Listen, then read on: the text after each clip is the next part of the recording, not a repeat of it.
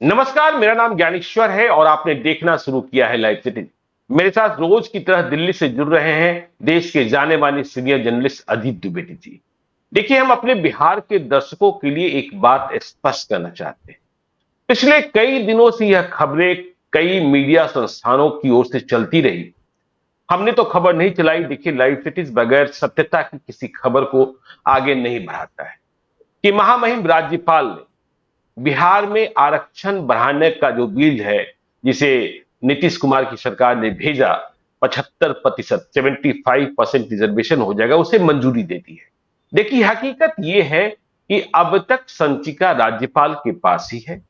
संचिका राज्यपाल के पास क्यों पड़ी है, राज्यपाल क्या मंथन कर रहे हैं, यह किसी को पता नहीं है। लेकिन मंजूरी अभी नहीं मिली है। नीतीश कुमार इंतजार कर रहे हैं। नीतीश कुमार ने कहा भी था जब राज्यपाल लौटे थे कि मुझे तो लगता है कि आज ही दे देंगे। है तो राजनीतिक वैधानिक तमाम परिस्थितियां हो सकती हैं, उनकी चर्चा भी हम इस शो में करेंगे। लेकिन देखिए, नीतीश कुमार और लालू यादव ने जातिगत आरक्षण की गणना और जातिगत आरक्षण की रिपोर्ट के आधार पर जो राजनीति बढ़ाई, उससे बिहार छोड़िए, अब महाराष्ट्र भी लहकता हुआ दिख रहा है। महाराष्ट्र में लपटें तेज हो गई है। मराठा आरक्षण, इसके बाद ओबीसी की बात वहां उठ गई है। और महाराष्ट्र सरकार के मंत्री, कद्दावर मंत्री छगन भुजबल, जो बिहार भी आते जाते रहते हैं, उपेंद्र कुशवाहा से बहुत निजी रिश्ता है, उन्होंने तो बीजेपी को ही चेता दिया है कि आप संभल जाइए, आपको यह करना होगा। वे जातिगत गणना के पक्ष में आ गए हैं। तो हम अजीत जी से समझेंगे कि बिहार से उठी लपट महाराष्ट्र तक पहुंच गई। तो महाराष्ट्र की क्या खबर है? छगन भुजबल ने वहां बीजेपी को इस तरीके से डराया क्यों है, अजीत जी? देखिए, अगर पहले हम लोग महाराष्ट्र की बात करेंगे तो उसको थोड़ा मराठा आरक्षण का आंदोलन और फिर ओबीसी आंदोलन की चेतावनी, इन दोनों चीजों को समझना होगा। और उसमें भी कहीं ना कहीं, उसके पीछे भी कहीं ना कहीं बिहार से जो चर्चा शुरू हुई है उसका हाथ है। बिहार से देखिए, दो चीजें नहीं हुई हैं। पहली चीज तो यह है कि एक जाति आधारित जो सर्वे कराया गया, सोशियो इकोनॉमिक सर्वे जो हुआ, सामाजिक आर्थिक आंकड़े जुटाए गए। अभी तक कहीं भी आरक्षण बढ़ाने की बात होती थी या किसी नए समूह को आरक्षण देने की बात होती थी तो ये पूछा जाता था, अदालतें पूछती थी कि आपके पास क्वांटिफाइबल डाटा है क्या, आंकड़े हैं क्या कि अमुक जाति जो है वो आर्थिक सामाजिक रूप से पिछड़ी हुई है। ये डाटा देना बहुत जरूरी होता था। तो बहुत होशियारी से, चूंकि नीतीश कुमार और लालू यादव दोनों आरक्षण की राजनीति के सबसे माहिर खिलाड़ी हैं, सामाजिक न्याय की राजनीति के भी माहिर खिलाड़ी हैं, तो उन्होंने आरक्षण की सीमा बढ़ाने के पहले गिनती करा ली, सोशियो इकोनॉमिक आंकड़े जुटा लिए और ये बता दिया कि देखिए कितनी बुरी हालत है देश की। उससे थोड़ी बदनामी भी हुई बिहार की, प्रदेश की, मतलब बदनामी भी हुई कि इतना गरीब है, आप ही 33 साल से हैं। लेकिन उन्होंने गरीबी का ऐसा आंकड़ा रखा है कि उस आंकड़े के आधार पर अगर आरक्षण बढ़ाने की बात होती है तो आप कहीं भी उसको खारिज नहीं कर सकते। तो महाराष्ट्र में भी यही काम हुआ था कि महाराष्ट्र में जब मराठा आरक्षण के आंदोलन की मांग उठी तो कोर्ट ने उसको खारिज कर दिया, राज्य सरकार ने दे दिया, कोर्ट ने उसको मना कर दिया कि आपके पास क्वांटिफाइबल डाटा नहीं है। तो आनंद फानन में हाईकोर्ट के एक रिटायर्ड जज की अध्यक्षता में कमेटी बनाई और कमेटी ने 3 महीने के भीतर अपनी रिपोर्ट दे दी, जिसमें कहा कि मराठों की आर्थिक सामाजिक हालत बहुत खराब है। हालांकि ये मानने की कोई वजह नहीं है, कम से कम सामाजिक पैमाने पर तो मराठों की सामाजिक हालत क्या खराब होगी। पिछले 30 साल 40 साल से ही देखें तो आधा दर्जन मराठे मुख्यमंत्री हुए वहां, और सबसे मजबूत कौम है, आर्थिक रूप से हो सकता है पीछे।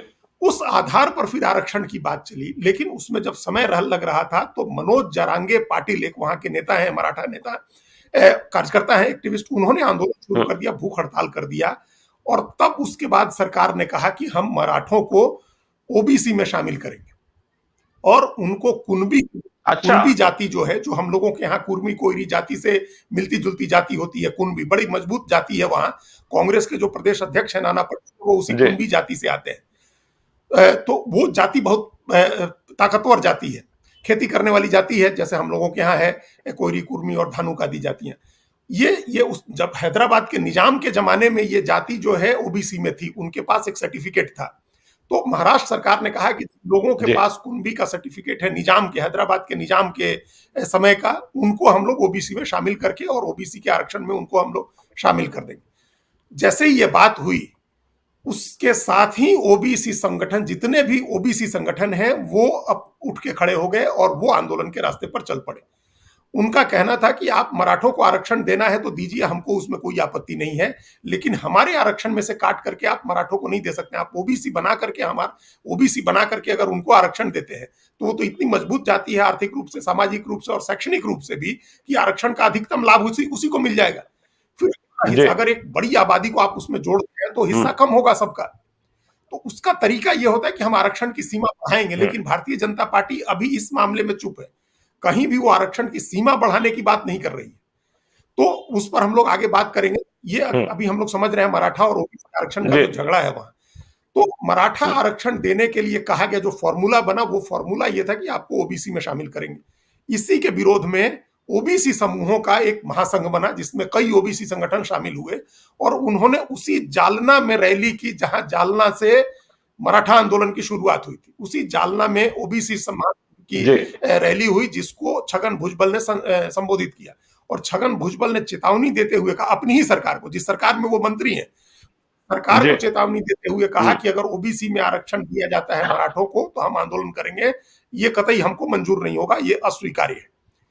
तो ये स्वाभाविक है, चूंकि ओबीसी का एक लिमिटेड आरक्षण है, उसमें उसकी सारी जातियां हैं, उसमें अगर मराठों को शामिल करेंगे तो नाराजगी होगी अगर आप उसकी सीमा नहीं बढ़ाते हैं। तो अभी तक सीमा बढ़ाने की बात नहीं हुई। तो ये पूरा केस है। अब इसके पीछे की राजनीति एक अलग है ज्ञानेश्वर जी। मराठा आंदोलन, बीजेपी ने अभी जो एनसीपी को तोड़ करके और अजीत पवार को अपने साथ लेकर के उनको उप मुख्यमंत्री बनाया, उसका एकमात्र मकसद ये कि अजीत पवार के साथ मराठा वोट हमारे पास आएगा। तो अजीत पवार मराठा वोट लाएंगे और प्रदेश के सबसे बड़े जो पिछड़ी जाति के नेता हैं वो छगन भुजबल है, वो भी अजीत पवार के साथ ही चले गए, सरकार में मंत्री बन गए, वो भी उस गठबंधन में है। तो उनका जिम्मा ओबीसी वोट लाने का है। अब ये दोनों एक ही पार्टी के नेता हैं। बीजेपी हमेशा ओबीसी वोट की राजनीति करती रही है। महाराष्ट्र में उसको ओबीसी का समर्थन रहा है, बड़ा समर्थन रहा है हमेशा। और गोपीनाथ मुंडे सबसे बड़े नेता होते थे एक समय में, बाद में उनकी बेटियों को भी पार्टी ने आगे बढ़ाया, पंकजा मुंडे और प्रीतम मुंडे को। प्रीतम मुंडे अभी एमपी हैं, बीड से अपने पिताजी की सीट। तो वो ओबीसी का हमेशा रुझान रहा है बीजेपी की तरफ, लेकिन ओबीसी के लिए भी और मराठा वोट के लिए भी बीजेपी को अलग से नेता लाना पड़ा एनसीपी से। अब ये दोनों नेता लड़ रहे हैं। अजीत पवार मराठा वोट का प्रतिनिधित्व कर रहे हैं, वो मराठा आरक्षण के समर्थन में है। तो उन्हीं की पार्टी के छगन भुजबल ओबीसी आरक्षण के समर्थन में है, वो ओबीसी का झंडा उठाए हुए हैं। अब ये दोनों जो राजनीति कर रहे हैं, एनसीपी के जो नया खेमा आकर के बीजेपी से जुड़ा है, उस खेमे के जो दोनों नेता जो अलग अलग राजनीति कर रहे हैं, जो टग ऑफ वार की तरह एक दूसरे के खिलाफ रस्सा खींच रहे हैं, इसकी वजह से बीजेपी के सामने धर्म संकट खड़ा हो गया। बीजेपी दोराहे में पर खड़ी हो गई, चौराहे पर खड़ी हो गई, दुविधा में खड़ी है कि वो क्या करे। मराठा आरक्षण दे तो किस तरह से दे, मराठों का ही वोट चाहिए है, ओबीसी का वोट बचा के रखना है, उसको कैसे संतुष्ट करें। तो यहीं पर आकर के फिर एक बार ज्ञानेश्वर जी बिहार वाले फॉर्मूले की बात आएगी। वहां जब आरक्षण की बात चलेगी, जो 24 दिसंबर या 2 जनवरी, ये 2 तारीखें हैं कि इस 2 तारीख तक मनोज जरांगे पाटिल करेंगे 24 दिसंबर तक की सीमा है, सरकार का रिक 2 जनवरी तक की सीमा है। उस बीच अगर फैसला नहीं होता है और या फैसला होता है मराठों को ओबीसी में शामिल करने का, तो फिर महाराष्ट्र में आग लगेगी और इस बार ओबीसी लोग सड़क पर उतरेंगे। तो ये देखना दिलचस्प होगा कि बीजेपी आरक्षण बढ़ाने की बात करती है कि नहीं करती है। बिहार के फॉर्मूले से, बिहार का जो राजनीतिक दाव चला है लालू प्रसाद और नीतीश कुमार ने, उस दाव को आपने अपना करके और उसको आजमाती है कि नहीं, ये देखने वाली बात होगी महाराष्ट्र में।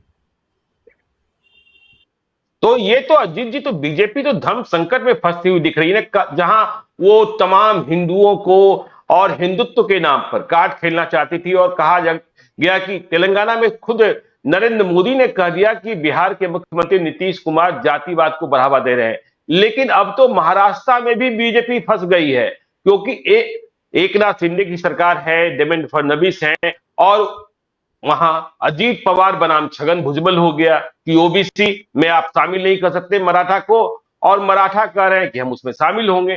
तो ऐसी सूरत में तो हिंदुओं का विभाजन और फिर जाति का जो मतलब मंडल 2 की बात है, वह तो पूरे देश में इसका प्रसार होता दिख रहा है। जी बिल्कुल हो रहा है। और महाराष्ट्र की स्थिति इस मामले में और ट्रिकी इस वजह से है क्योंकि वहां हिंदुत्व की राजनीति करने वाली एक और बड़ी पार्टी है जो बाकी दूसरे राज्यों में नहीं है। जी। हिंदुत्व की राजनीति करने वाली उस तरह से बीजेपी की तरह या बीजेपी से भी ज्यादा एग्रेसिव हिंदुत्व की राजनीति करने वाली शिवसेना है, जिसका प्रतिनिधित्व शिवसेना में विभाजन बिल्कुल। हो गया है और एक खेमा चला गया है एकनाथ शिंदे के नेतृत्व में, और उसको उनको बीजेपी ने मुख्यमंत्री बनाया है। लेकिन सबको पता है कि शिवसेना और बाल ठाकरे की जो विरासत है वो उद्धव ठाकरे के साथ है, और उद्धव ठाकरे भी वैसी ही राजनीति करते हैं, और खुल के उनकी पार्टी को इस बात का श्रेय लेने में कोई हिचक नहीं होती है कि अयोध्या में जो विवादित ढांचा था वो हमारे शिव सैनिकों ने गिराया था, और वो भी जाते हैं अपने लोगों के साथ अयोध्या में राम मंदिर में पूजा करने, और वो बीजेपी की तरह ही हिंदुत्व की राजनीति करते हैं। तो इसी वजह से महाराष्ट्र में बीजेपी को हिंदुत्व की राजनीति के साथ साथ एक सोशल इंजीनियरिंग करने की भी बड़ी जरूरत होती है, और इसी सोशल इंजीनियरिंग के लिए शिवसेना को कमजोर किया, उसके एकनाथ शिंदे को ले आए ताकि शिवसेना का वोट आए उसके साथ, और अजीत पवार को ले आए ताकि मराठा वोट साथ में आए, और बीजेपी खुद से रिप्रेजेंट करती रही है ओबीसी पॉलिटिक्स को, वहां ओबीसी उसको वोट देते रहे। तो ओबीसी हिंदुत्व का वोट, कोर हिंदुत्व का वोट, मराठा वोट और दलित वोट, ये साथ लेने की कोशिश बीजेपी की वहां चल रही है। ये बीजेपी सोशल इंजीनियरिंग कर रही है। तो इसमें सिर्फ हिंदुत्व की बात करने से वहां उसका काम नहीं चल रहा है, आरक्षण के खेल में उसको घुसना होगा, और वो बल्कि एक तरह से घुस चुकी है, आरक्षण के खेल में उतर चुकी है, जिस तरह से आंदोलन हुए। अब उस आंदोलन के पीछे कौन सी ताकतें हैं? क्या शरद पवार ने कोई खेल किया कि बीजेपी को ऐसे धर्म संकट में डालो कि वो अपना एजेंडा छोड़े और हमारे एजेंडे पर आए? आखिर मराठों के सबसे बड़े नेता तो शरद पवार ही हैं, और कोई भी मराठा राजनीति में, मराठवाड़ा में एक पत्ता राजनीति का नहीं हिल सकता है उनकी मर्जी के बगैर। तो ये संभव नहीं है कि कोई मनोज जरांगे पाटिल, जिनको कोई नहीं जानता था महीने 2 महीने 4 महीने पहले तक, वो अचानक इतना बड़ा आंदोलन खड़ा कर दे। तो उसके पीछे कोई ना कोई ताकत होगी। बीजेपी इस बात को समझ रही है, इसलिए वो बहुत सावधानी से अपने पत्ते खोल रही है, वहां बड़ी सावधानी बरत रही है, उसको वहां की मराठा वोट, मराठा के साथ ओबीसी और दलित वोट को कैसे एक साथ ले आए। अब ये पूरे देश की बात आई है, पूरे देश में जो हिंदुत्व का ताना बाना है बीजेपी का, वो इसी वजह से बिखरेगा, क्योंकि आरक्षण की मांग अब हर जगह शुरू हो गई है। जाति गिनती कराने की बात और आरक्षण की सीमा बढ़ाने की बात हर जगह शुरू हो गई है। और ये उत्तर प्रदेश में भी अखिलेश यादव कह रहे हैं कि हम जाति जनगणना कराएंगे। आंध्र प्रदेश में तो जगन मोहन रेड्डी की सरकार ने मंजूरी दे दी, अधिसूचना जारी कर दी जाति गणना कराने की, सोशियो इकोनॉमिक सर्वे कराने की। राजस्थान सरकार ने कर दिया है, राहुल गांधी हर जगह कर रहे हैं, हर जगह ये अभी भी राजस्थान में उन्होंने रविवार को भाषण दिया तो कहा कि हमारी सरकार आएगी तो हम जाति गणना कराएंगे, और वो सारी बातें उन्होंने कही कि ओबीसी को प्रतिनिधित्व नहीं मिलता है, जिसकी आबादी 50% से ज्यादा है। तो ये एक मुद्दा अब बनेगा, और बीजेपी को लोकसभा चुनाव के पहले जो 4-5 महीने बचे हैं उसमें बीजेपी को इस बात का जवाब तलाशना होगा, इसका कोई रास्ता तलाशना होगा कि ये जो उसके सामने धर्म संकट खड़ा हुआ है कि हिंदुत्व बनाम जाति की राजनीति, लोक लुभावन राजनीति बनाम जाति की राजनीति, जाति गणना बनाम धर्म का, ये सारी चीजों का जवाब खोजना होगा अभी से बीजेपी को। ठीक है, जवाब खोजना होगा, मतलब जाति तो आ ही गई राजनीति में। लेकिन आपने एक बात कही, और देखिए अब तो लग रहा है कि नरेंद्र मोदी, अमित शाह धर्म संकट में फंस रहे हैं, भाजपा की रणनीति धर्म संकट में फंस रही है। लेकिन एक बात कि भाजपा किसी भी स्टेट में अब तक आरक्षण बढ़ाने की पक्षधर नहीं है, आरक्षण नहीं बढ़ाना चाहती है। हम बिहार में देख रहे हैं, संचिका राज्यपाल के पास पड़ी है। हमने ये भी देखा कि झारखंड में अटॉर्नी जनरल की राय पर संचिका रिजेक्ट ही कर दी गई, आरक्षण बढ़ाने का जो मसविदा था। छत्तीसगढ़ में संचिका को लटका कर रखा गया है। तो ऐसी सूरत में महाराष्ट्र का समाधान क्या होगा और बिहार में क्या होगा? संचिका राज्यपाल के पास है कितने दिनों तक? और हम ये भी देख रहे हैं कि देश भर में राज्यपाल बनाम राज्य सरकार उन प्रदेशों में जहां बीजेपी की सरकार नहीं है, तमिलनाडु की सूरत हमने देखी, केरल की सूरत हमने देखी, पंजाब की सूरत हमने देखी, दिल्ली में तो आप बैठे ही हैं जहां चीफ सेक्रेटरी को लेकर इतना बड़ा विवाद हो गया है कि मुख्यमंत्री अरविंद केजरीवाल कह रहे हैं भ्रष्ट हैं, एलजी कह रहे हैं नहीं भ्रष्ट नहीं है।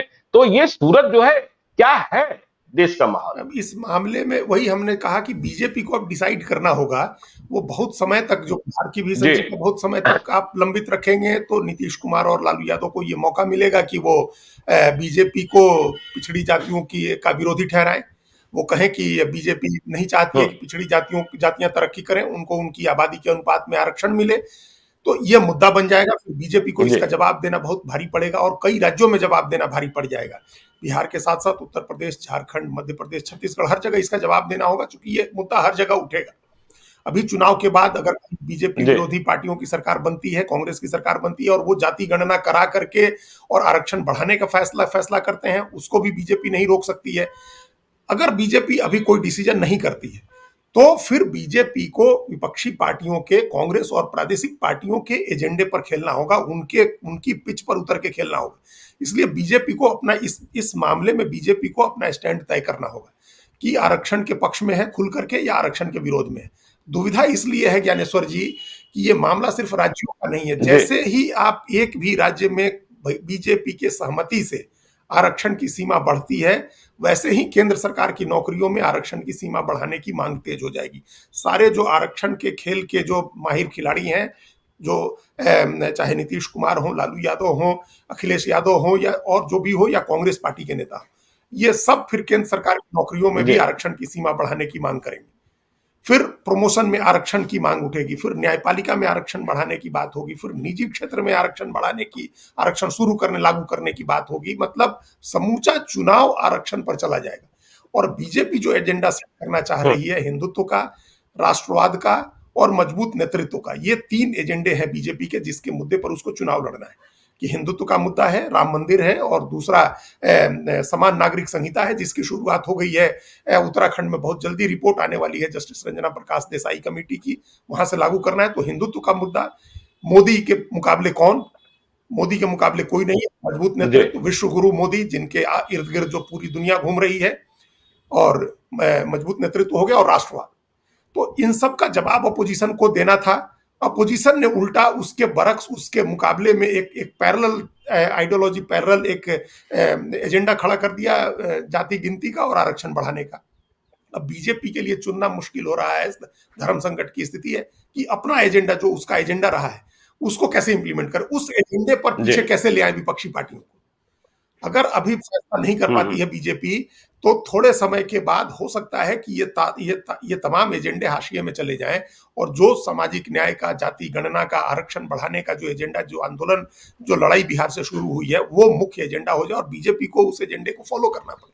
अगर देर करती है बीजेपी, अगर देर करके बीजेपी जी फैसला करवाती है, अल्टीमेटली फैसला तो होना होगा, गवर्नर हम्म, अनंत काल तक तो नहीं रोक हम्म, सकते हैं। और अगर एक जगह जैसे ही मंजूरी होगी, जी वैसे ही झारखंड सरकार फिर दोबारा फाइल भेजेगी, हम्म, वैसे ही फिर छत्तीसगढ़ सरकार दोबारा फाइल भेजेगी, दूसरे राज्य भी आरक्षण की सीमा बढ़ा करके फाइल भेजेंगे और मंजूरी करनी होगी।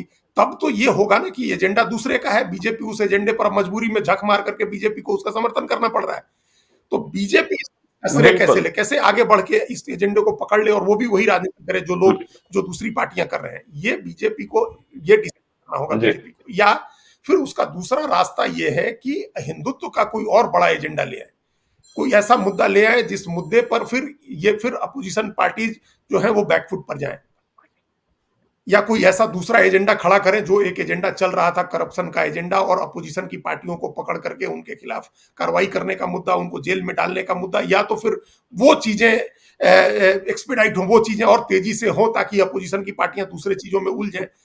ये 2 रास्ते दिख रहे हैं अभी। या तो आप अभी तुरंत बीजेपी एक्सेप्ट करके और श्रेय लेना शुरू कर दे, प्रधानमंत्री मोदी का चेहरा करके कि जी वो अति पिछड़े जाति से आते हैं और उन्होंने, वो देखिए अति पिछड़ी जातियों के लिए उन्होंने काम शुरू कर दिया।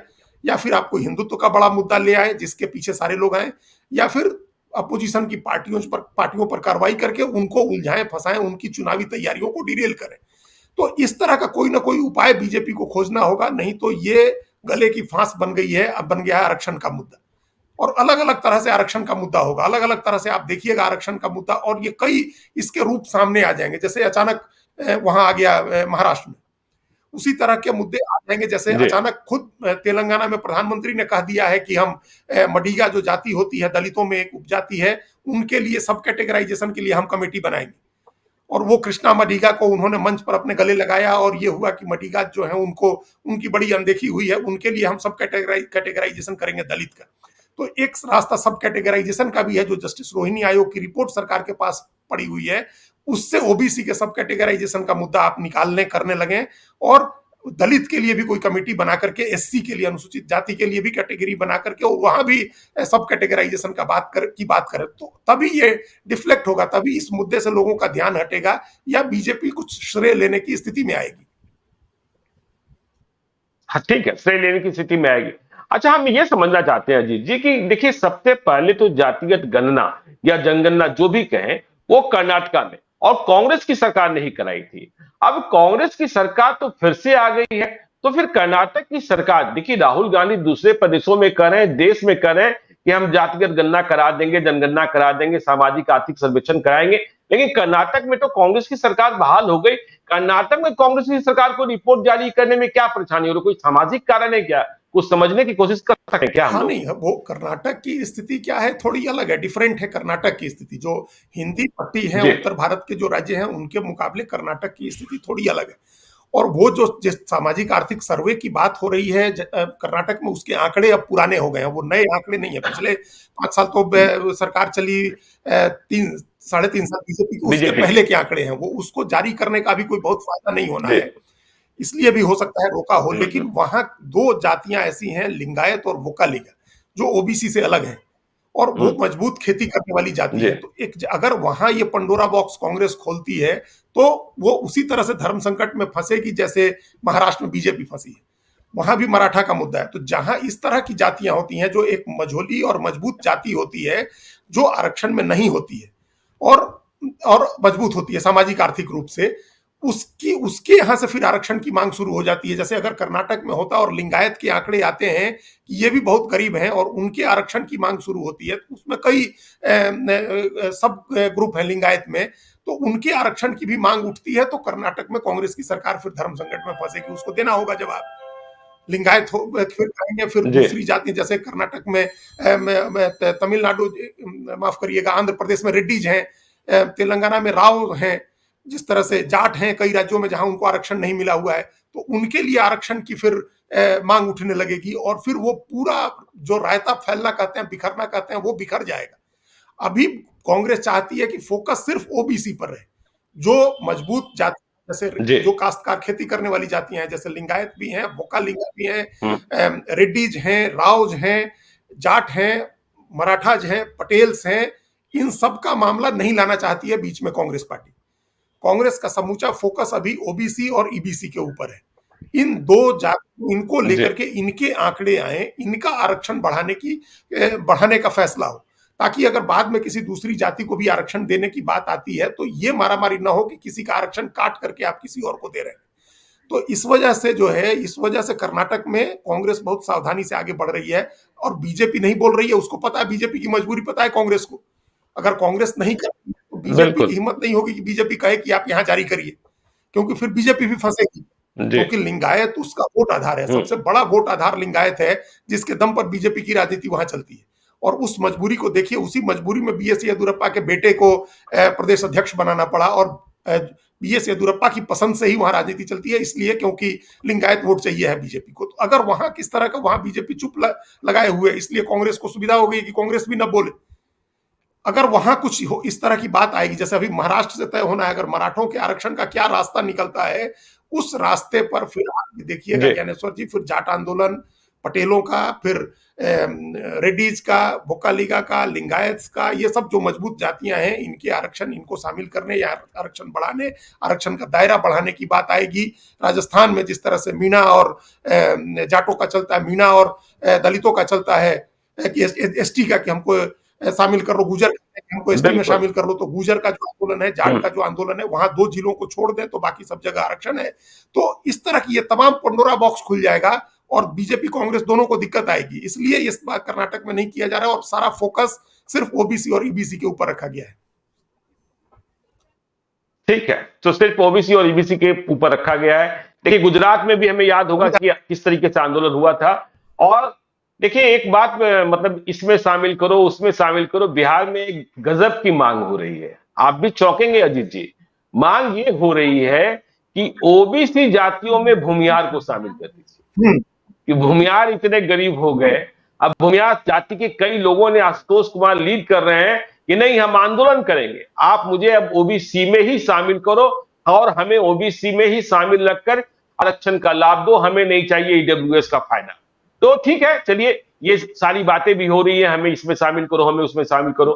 हम बिहार के राज्यपाल पर आते हैं, संचिका राज्यपाल के पास है आरक्षण बढ़ाने की। राज्यपाल किस बात का इंतजार कर रहे हैं, क्या उनकी योजना है, और नीतीश कुमार की तैयारी क्या है, इस पर भी हमें चलते चलते विचार तो कर ही लेना चाहिए। दोनों बातों पर करते हैं। एक तो जो आपने कहा कि भूमिहार भी अब कह रहे हैं कि ओबीसी में शामिल करिए, ये जैसे ये कहावत है, खरबूजे जी को देख के खरबूजा रंग बदलता है। जो सबसे मजबूत जाति है बिहार की, और जैसे मराठा जी सबसे मजबूत जाति है, और बड़ा आंदोलन करके मराठे जो है वो ओबीसी से बाहर निकले थे। बड़ा आंदोलन करके उन्होंने, इनके पूर्वजों ने जो आज आंदोलन जो मांग रहे हैं आरक्षण, इनके पूर्वजों ने आंदोलन किया था कि हमको ओबीसी से बाहर निकालो। हम वो अगड़ा बनने का एक आंदोलन चला था, और उस आंदोलन के बाद अगड़े अच्छा बने थे लोग, और अब लड़ाई चल रही है कि हमको पिछड़ा बना दो। ये सब मजबूत जातियां जो सामाजिक आर्थिक रूप से बहुत मजबूत हैं, जिन उनका ये कहना है कि हमको पिछड़ा बना दो, ये बड़ा दुर्भाग्य है इस देश का कि हम लोगों ने जो सामाजिक आर्थिक स्थितियां ऐसी नहीं हुई, आजादी के 75 साल भी इतनी के बाद भी इतनी गरीबी रही, इतना सामाजिक आर्थिक रूप से पिछड़ापन रहा कि जो अगड़ी जातियां हैं, सवर्ण है, जो मजबूत जातियां, वो भी इस बात की लड़ाई कर रही हैं कि हमको ओबीसी बना दो। पिछड़ी जाति में शामिल होने के लिए आंदोलन जी चल रहा है। एक समय था जब पिछड़ी और दलित जातियों से उत्थान हुआ जातियों का, और जातियां उससे निकल करके बाहर आई, और अब वापस उसमें जाने की मारामारी है। ये एक दुर्भाग्य है देश का।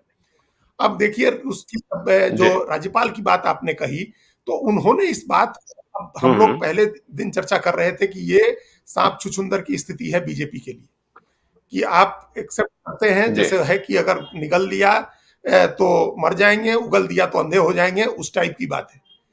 अब आप क्या जी करेंगे, आप उसको खारिज नहीं कर सकते हैं, क्योंकि समर्थन किया है बीजेपी ने। बीजेपी ने तो विधानसभा में भी, विधान परिषद में भी समर्थन दिया, और बाहर खुल के कहा, अमित शाह ने भी कहा कि हम इस फैसले के साथ हैं। तो कायदे से तत्काल मंजूरी होनी चाहिए थी। अब बीजेपी अपना नुकसान कर रही है। जी तो जैसे ही फाइल आई थी, ऐसे अगर फायदा, अगर उसी समय आप मंजूरी दे देते और निकल करके बीजेपी के नेता उसका क्रेडिट लेते, तो हो सकता है कुछ फायदा होता बीजेपी को। लेकिन अब जितनी देरी हो रही है, बीजेपी को बिहार में नुकसान हो रहा है। राष्ट्रीय स्तर पर, देश के स्तर पर हो सकता है कि बीजेपी को अपनी आइडियोलॉजी, अपनी लाइन तय करने में इससे कुछ समय मिल रहा हो। ये देखिए, हम लोग पहले भी चर्चा कर जी चुके हैं कि ये लाइन तय करनी होगी। ये सिर्फ बिहार का मामला नहीं है। राज्यपाल मंजूरी देंगे, जैसे मंजूरी होगी उस बिल की कॉपी मंगा करके झारखंड सरकार बिल ले आएगी। उसने 77% किया हुआ है आरक्षण, बिल्कुल विधानसभा से पास किया हुआ है। अब हम्म उसको वो ले आएगी और उसको फिर मंजूरी देनी होगी। आप उसको नहीं रोक सकते हैं। वहां भी बाकी जातियों के आरक्षण में ज्यादा बढ़ोतरी नहीं हुई है। एससी एसटी के आरक्षण में ज्यादा बढ़ोतरी नहीं हुई है। ओबीसी के आरक्षण में 14% की बढ़ोतरी हुई, 13% की। पहले 14% था, उसको बहुत सही 27% जी किया गया है। और यही छत्तीसगढ़ में भी हुआ है, वहां भी हम्म ओबीसी का 14% का आरक्षण 27% किया गया है। तो दोनों राज्यों में ओबीसी का आरक्षण बढ़ाया गया है। बाकी एससी और एसटी का आरक्षण में थोड़ी बहुत हम्म बढ़ोतरी हुई है, 1-1, 2-2% की। तो ओबीसी, अगर बीजेपी देरी कर रही है, तो ओबीसी विरोधी होने की उसकी इमेज बन रही है। बिहार में तो हो ही रहा है। बिहार में तो अब कहना शुरू कर देंगे। नीतीश कुमार जी तो उसी दिन अपने उद्यमी बिहार उद्यमी कार्यक्रम में उन्होंने कहा कि हम तो चाहेंगे कि आज ही राज्यपाल मंजूरी दे दें, तो हम आज ही से लागू कर दें, आरक्षण बढ़ा दें। तो बिहार में तो बिल्कुल बीजेपी अपना नुकसान कर रही है। लेकिन वो ऐसा लग रहा है, जो देरी का कारण जो हमको समझ में आ रहा है, वो कारण ये है कि बीजेपी अपनी लाइन तय नहीं कर पा रही है कि हम इसको, इसके बाद जो इसका रिपरकशन होगा उसमें हमारा क्या स्टैंड होगा, इसकी जो जी प्रतिक्रिया होगी देश भर में, उसमें बीजेपी का क्या स्टैंड होगा। अभी 5 राज्यों के चुनाव चल रहे हैं, और एक एक सिक्स सेंस जो होता है, जो हमको समझ में आया जिस दिन हमने आप ही से पूछा था कि ये जब कि क्या राज्यपाल ने सचमुच मंजूरी दे दी, आपने कहा कि मंजूरी नहीं दी है। आप याद करिए ये बात किस दिन आई थी। ये जी बात उस दिन आई थी जिस दिन मध्य प्रदेश और छत्तीसगढ़ में मतदान होना था।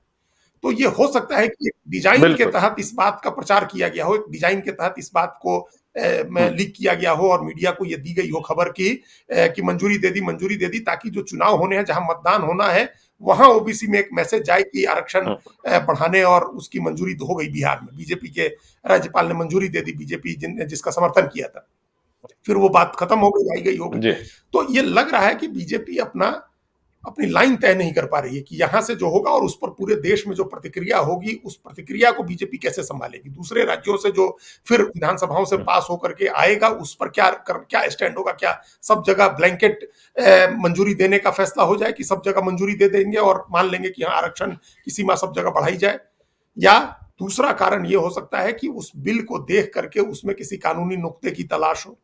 जिस कानूनी नुक्ते के आधार पर उसको रोका जा सके, डिले किया जा सके या वापस फिर भेजा जा सके कि दोबारा से पास करके इसको भेजिए, कोई ना कोई रास्ता निकालने की कोशिश वहां चल रही होगी। क्या जद्दोजहद है? चूंकि सुप्रीम कोर्ट का भी एक मामला आएगा, जाएगा ही मामला सुप्रीम कोर्ट में, ताकि सुप्रीम कोर्ट में चला गया मामला, सब जुडिस हो गया तो वो लागू ना हो सके। अभी मामला सुप्रीम कोर्ट नहीं जा सकता है, क्योंकि सुप्रीम कोर्ट अभी तुरंत याचिका खारिज कर देगी कि अभी तो कानून लागू नहीं हुआ है, अभी तो सिर्फ विधानसभा ने पास किया है, राज्यपाल की मंजूरी के बाद ही कानून लागू होता है। तो कानून लागू नहीं हुआ, उस कानून को आप कैसे चैलेंज कर सकते हैं? इसलिए अभी ये मामला सुप्रीम कोर्ट नहीं पहुंच रहा है। जैसे मंजूरी होगी वैसे सुप्रीम कोर्ट में भी मामला जाएगा। तो ये तमाम चीजें हमको लग रहा है कि ये बीजेपी एक तो लाइन तय कर रही है, आइडियोलॉजिकल लाइन, कि हम किस लाइन पर जाएं, और दूसरे राज्यों में इस पर क्या प्रतिक्रिया होगी, उसका कितना नफा या नुकसान होगा, क्योंकि फिर तो मांग तेज होगी ना। जैसे बिहार, उत्तर प्रदेश में भी जाति गणना होगी और आरक्षण बढ़ाने की मांग होगी। तमाम दूसरी जातियां जो ओबीसी के दायरे से अभी बाहर हैं, वो भी आंदोलन करेंगी कि अब तो 4 महीने पहले, चुनाव के 4 महीने पहले पूरा एजेंडा बदल जाएगा। तो ये दुविधा है बीजेपी की, उस पर विचार कर क्या रास्ता निकालते हैं। कई बार पार्टियां एकदम आउट ऑफ द बॉक्स सोचती हैं, जो हम आप नहीं सोच पा रहे हैं या हम आप नहीं देख पा रहे हैं। कोई ऐसी चीज आ जाती है, तो उस तरह की कोई चीज आउट ऑफ द बॉक्स कुछ थिंकिंग चल रही है बीजेपी के अंदर। ये बीजेपी की लाइन तय होने के बाद ही गवर्नर के यहां से मंजूरी होगी, और फिर आप देखिएगा फिर पूरा राजनीतिक चक्र जो है वो बहुत तेजी से चलेगा, राजनीतिक घटनाक्रम बहुत तेजी से बदलेंगे। उसके बाद स्थितियां वैसी नहीं रह जाएंगी। फिर देश में भी केंद्रीय नौकरियों में भी आरक्षण की मांग उठेगी, आरक्षण की सीमा बढ़ाने की बात होगी। अभी तो वहां सिर्फ 10% बढ़ा है ईडब्ल्यूएस का, 15% कम से कम और बढ़ाने की बात हो जाएगी, और फिर वहां फिर सरकार मुश्किल में आएगी। ये अभी आप देखिए सब कैटेगराइजेशन को कैसे इंप्लीमेंट करना है, इस पर भी विचार हो रहा होगा।